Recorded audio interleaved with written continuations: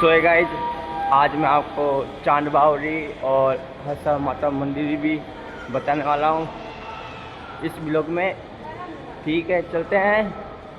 माँ का जो रहस्य है वो भी आपको बताऊंगा और जो माँ का अच्छा व्यू भी है वो भी बताने की कोशिश करूँगा। ठीक है, चलो।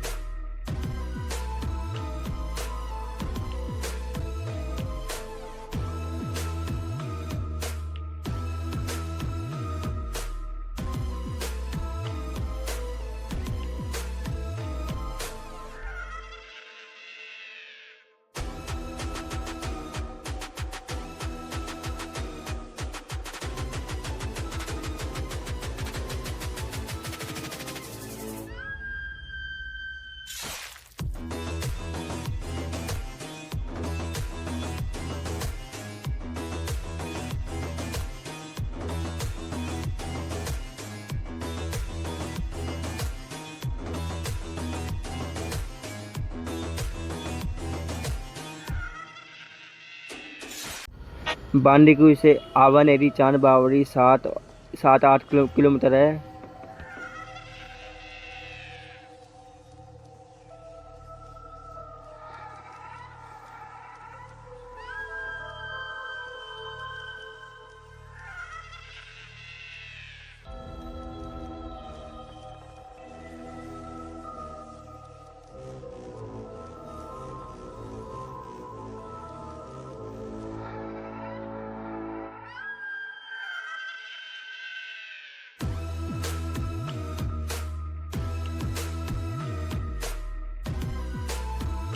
जब मैं बांदीकुई रेलवे स्टेशन से जब सवारी या फिर टेम्पो देखने गया था, तब मुझको टेम्पो वाले मुझे 200-300 रुपये बता थे आवानेरी के लिए।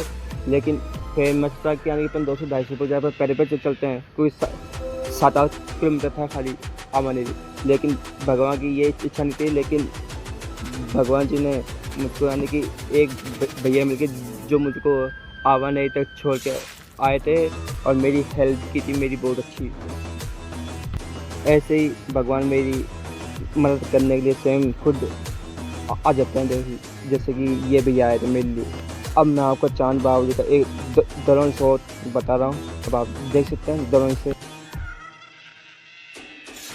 जो ये मंदिर दिख रहा है, यही हंसा माता का मंदिर, जो सबसे प्राचीन मंदिर है, हंसा माता का मंदिर।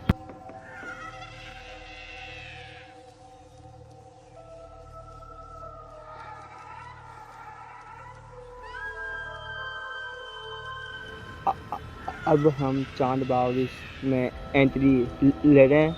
ये भारतीय पुरातत्व सर्वे से, और अब हमने 25 रुपये का टिकट ले लिया, जो प्रत्येक आदमी का है टिकट। मैंने आईडी कार्ड दिखाने की कोशिश की थी, लेकिन आईडी कार्ड जो सर पे उन्होंने आईडी कार्ड के लिए मना कर दिया, क्योंकि आईडी कार्ड दिखाएंगे तब भी 25 रुपये लेंगे और आईडी कार्ड नहीं दिखाते तभी 25 रुपये, यानी कुल 25 रुपये लगने हैं। अब ये चांद बावरी का मैप है।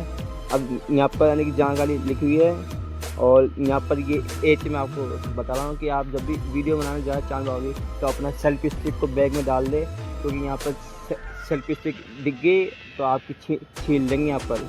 अब ये अभिलेख है चांद बावरी का, और ये जो अंधे लोग हैं ये उनके पढ़ने के लिए काम आती है। और ये कुछ नए दस्त लिखे हुए हैं चांद बावरी के।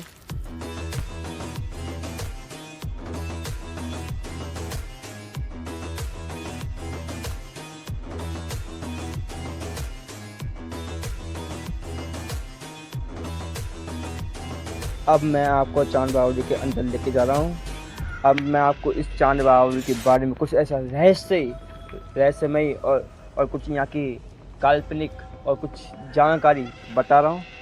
ये राजस्थान के दौसा जिले के आवानेरी गांव में स्थित चांद बावरी, जो भारत की सबसे गहरी और सबसे बड़ी बावरियों में से एक है। ये अटूट वास्तुकला और ज्योतिर्मय सटीकता के लिए पूरी दुनिया में प्रसिद्ध है।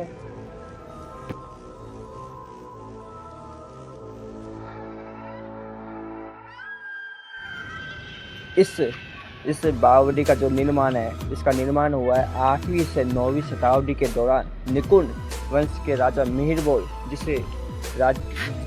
जिसका उपनाम है राजा चंदन भी कहा जाता था। और इसका उद्देश्य था कि राजस्थान की जो शुष्क जो यानी कि जहाँ पर पानी की कमी थी और जहाँ पर गर्मी ज़्यादा है, उस क्षेत्र में पानी की कमी को दूर करने के लिए और जल संसाधन के लिए इसका निर्माण करवाया गया था राजा मिहिर द्वारा, जो पटियाला शासक था। जो ये प्रतिमा देख रहे हैं, ये खंडीर प्रतिमा है और ये बहुत ईसा पूर्व जो प्रतिमा है, ये मैं आपको बता रहा हूँ इस ब्लॉग में।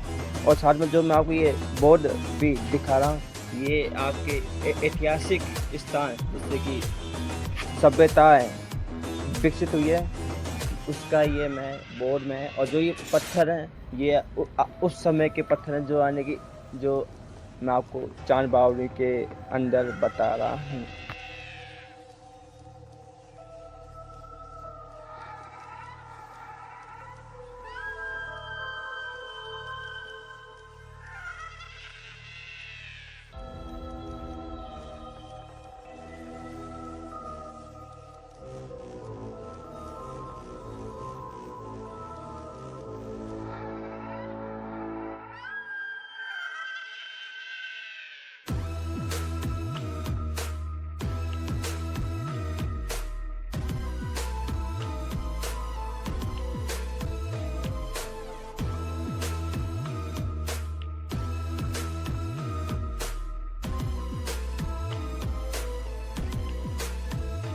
चलो गाइज, अब अपन चांद बावड़ी पहुँच चुके हैं। अब मैं आपको बताता हूँ चांद बावड़ी कैसे मेरे पीछे से।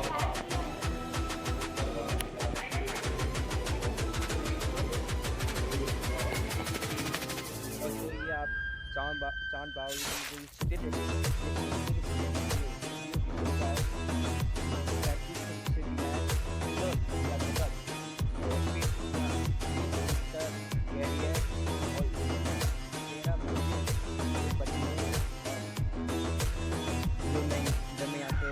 लोगों से पूछा इस सिद्धि का रहस्य, तब माँ के लोग कहते हैं कि जब आप सिद्धि से नीचे उतरते हैं सिद्धि तो आप दोबारा उस सिद्धि से वापस नहीं आ सकते, क्योंकि यहाँ की सिद्धियों की बनावट थोड़ी उल्टी पिरामिड जैसी है, क्योंकि इनकी बनावट बहुत जटिल और भ्रमित बनी हुई है।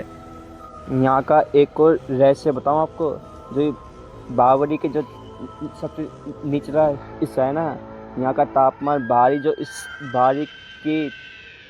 जो तापमान है उसकी तुलना में लगभग 5 से 6 डिग्री कम रहता है, तो भीषण गर्मी में भी शीतलता बनी रहती है। क्योंकि मैं खुद वहाँ दिखे तब समझा था वहाँ जो नीचे तापमान, और जैसे ऊपर आया तो भयंकर लगी गर्मी।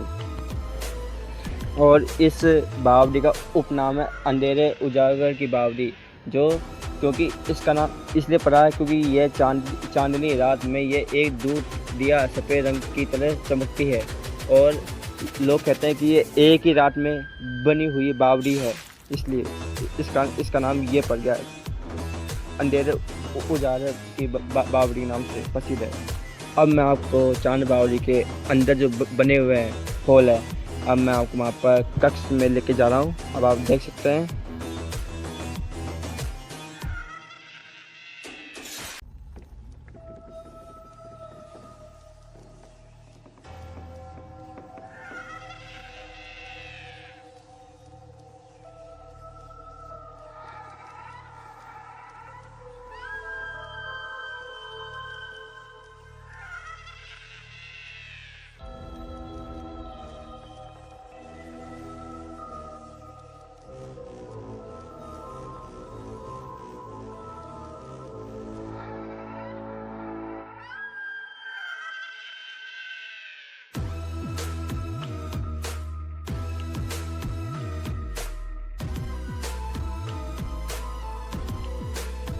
खम्बा का निशा। आपको ये वीडियो चौको लागे तथा ई भाई धनराज ने सपोर्ट कर जो और चैनल में सब्सक्राइब करके जाओ और लाइक कमेंट भी करके जाओ साथ में। और आपको ऐसे ही रहस्यमयी चांद बावड़ी का जो पार्ट आएगा सेकंड पार्ट, उसमें आप देखना और जिन वाली जो कहावत है वो भी मैं आपको इस सेकंड पार्ट में बताने वाला हूँ।